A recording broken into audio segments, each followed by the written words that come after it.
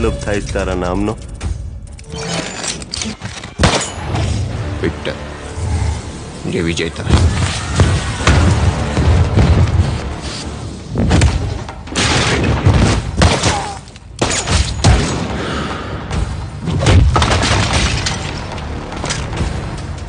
યુનાન અને મિશ્રની પૌરાણિક કથામાં એક ફિનિક્સ નામના પક્ષીનો ઉલ્લેખ થાય છે. વિક્ટર એ પક્ષીની એક ખાસિયત છે કે જ્યારે એ રાખ થઈ જાય ને ત્યારે એમાંથી પાછું બેઠું થાય છે.